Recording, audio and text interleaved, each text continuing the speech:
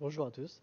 Alors aujourd'hui on va regarder comment créer un shapefile et calculer sa surface automatiquement sur QGIS. Donc pour ce faire on crée un shapefile. On va l'appeler parcelle 1. C'est un polygone. Et on va la mettre ici, parcelle. Hop, enregistrer.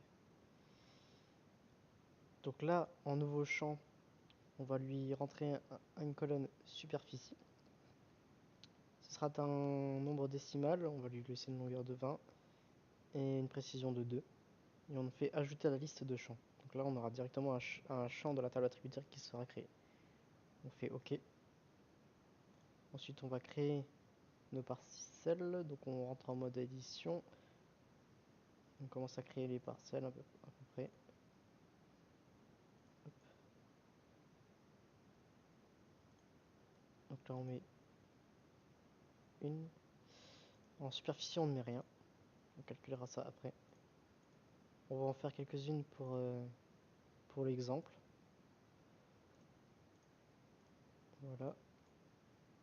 OK. Et ça, ce sera la plus grande.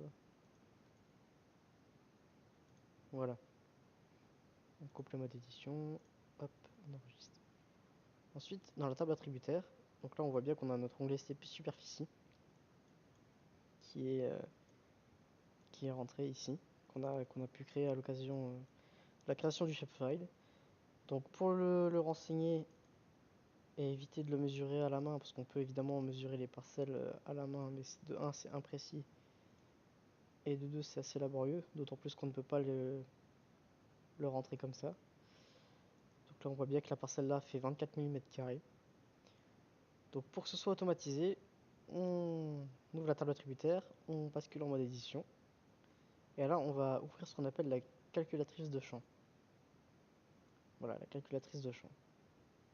Donc nous ce qui nous intéresse c'est renseigner l'onglet superficie. Donc pour ce faire on clique sur mise à jour d'un champ existant, on choisit l'onglet superficie, et là on va dans la liste déroulante de géométrie, area, donc c'est la surface de l'entité courante. Donc on double-clique dessus, on ne sélectionne rien, on fait OK. Et voilà, on voit que les superficies des 4 parcelles se sont automatiquement calculées. Donc c'est quelque chose de très très pratique, et on voit effectivement que notre parcelle là fait bien aux alentours de 24 000 carrés comme on a calculé tout à l'heure. Mais là c'est plus précis. Voilà, donc on enregistre, on coupe le mode édition. Et là on a bien les superficies des parcelles. Après on peut effectivement leur donner une couleur en fonction de la superficie ou des choses comme ça. Pour le cas de parcelles de communes par exemple, on n'a pas les superficies des communes, là, c'est pas renseigné dans la base de données. On peut évidemment euh, les renseigner. Donc pour cela, on ouvre la table attributaire, on bascule en mode édition et on crée bien une colonne de la table attributaire qu'on nomme également superficie. On va lui dire que c'est un nombre décimal, longueur de 20 comme tout à l'heure et une précision de 2. Ok, donc on rouvre la calculatrice de champ. On choisit ses géométries. Voilà le area, mise à jour du champ existant. On choisit superficie qu'on a créée spécialement pour ça. Et on fait OK. Voilà. Là, QGIS a calculé automatiquement la superficie de toutes les communes de l'Aube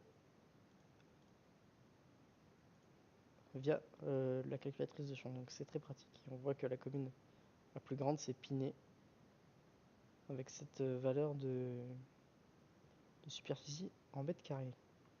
Et que la plus petite, c'est Fay-la-Chapelle, avec cette valeur qui est ici. Voilà. Je vous remercie d'avoir regardé. Si vous avez des questions, n'hésitez pas à les poster en commentaire. À bientôt.